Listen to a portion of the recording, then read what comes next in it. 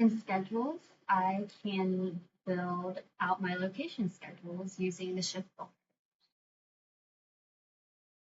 Selecting the shifts tab, I gain access to the shift builder. Here, I can choose the location that I want to build my schedule for. We recommend making sure that you have the proper location selected.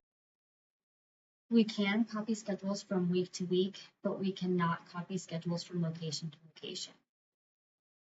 Next to that, we have different views for the schedule. So right now I'm on calendar day view.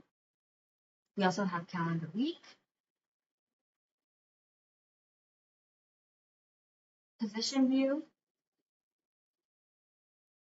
and team member view. So team member view is going to show the team member's name along with their position. Next to that, we have schedule insights.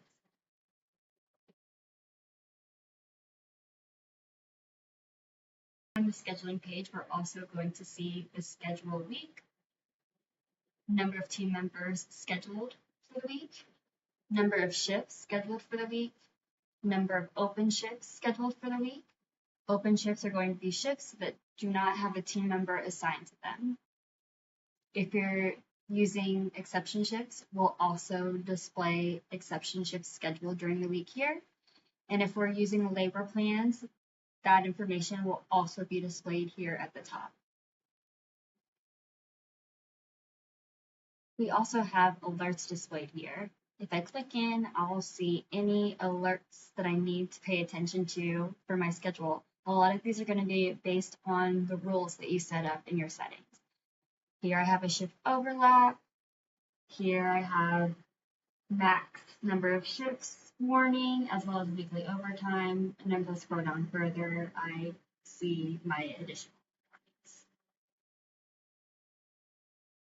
If I click on time off, I'll also see any time off requests that I need to take into account when I'm building my schedule.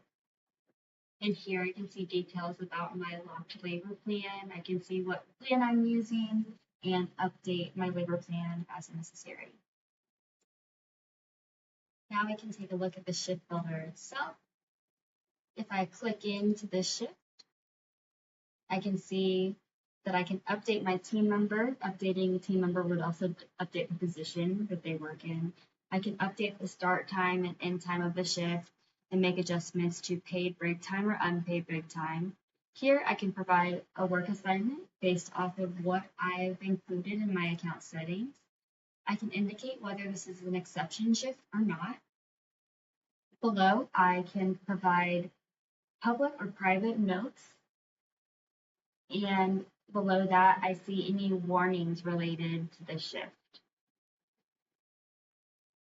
Here, I can see any actions requiring my attention on this shift. For example, if Evan gave away the shift and one of his peers picked it up, I would have a notification here on this page letting me know that I needed to approve that shift. I can also see activity on this shift. So far, the only activity is this shift has been published. And if I wanted to, I could copy this shift into future days of this week or out into future weeks. Right now, we're looking at a published schedule, but I could unpublish this shift.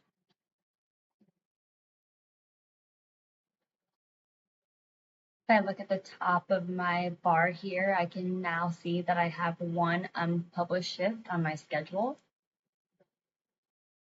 Also, as I'm looking at my schedule, I see that I have check marks on my shifts here. This yellow check mark, we were just in Evan's shift. We saw that there was an overtime warning. So this is an alert. That yellow check mark lets me know that I have a moderate warning there. Green shift check marks are shifts good to go. Woven does not recognize that there's an issue with those shifts. Here we have a shift overlap. We've set this as an alert to block. So this warning symbol is something serious you need to take care of. If I scroll up, I can navigate to the next week. I have no shifts currently assigned here. I can easily input shifts using tools here. I can copy from previous week. At the top, I'm going to see my past 6 scheduled weeks, so I can copy from any of those. I will select the current week to copy into next week. And then I need to tell Woven how I want to handle any shift overlaps. Add, override, or ignore, and we have further definitions for those for you. We'll import that schedule. And now I see for next week that I have 73 unpublished shifts with 14 alerts. So I need to look through here and make some adjustments. To adjust shifts, I can drag on the schedule. I can click and add a shift in. I can search by position. I can search for team members. Here I'll see available and unavailable team members, but I'm going to schedule an available team member. And like we saw before, I can adjust any of these fields and then add the shift. We can see the shift was added here. If I go back in, I can include this as an exception shift and choose my exception reason and update that. So now I can see up here, I do have one exception shift added. If I feel good about my schedule, I can publish. Do a quick check over my shifts and publish all selected. If I wanted to, I could individually publish shifts. And I continue with this publish.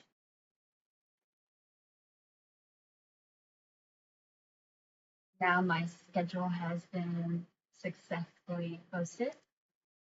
One of the great things about chat is that I can see when my schedule has been posted. So here I can see that the schedule has been posted for the week of November 3rd through 9th and view the schedule. I can also see that I have open shifts available. So straight away, if I have open shifts, Woven is going to throw messages into the location chat so your team members can start taking care of your location and pick up those open shifts. Within the tools menu, I can choose to include exception hours or exclude exception hours from the labor plan. I can look at the activity log. So here I can see that the only activity on the schedule is that it's been published. I can also unpublish all the shifts if I wanted. I could also delete all the shifts if I wanted. Here we have a couple options for printing the schedule. Here we have a couple options for printing the schedule. And in the consolidated view, I can only print published shifts. And in the consolidated view, I can choose to print published shifts, unpublished shifts, or all shifts. Here I can also see any actions requiring my attention, like we've touched on before. As we've been working through the schedule builder, we've only looked at calendar day view. We could also use any of these other views to build our schedules. Position view is great for making sure you have the right positions filled for each day of the week. So if I scroll through, I'm missing wellness consultant. I'm missing wellness consultants on Monday and Tuesday, so I might add in some shifts here.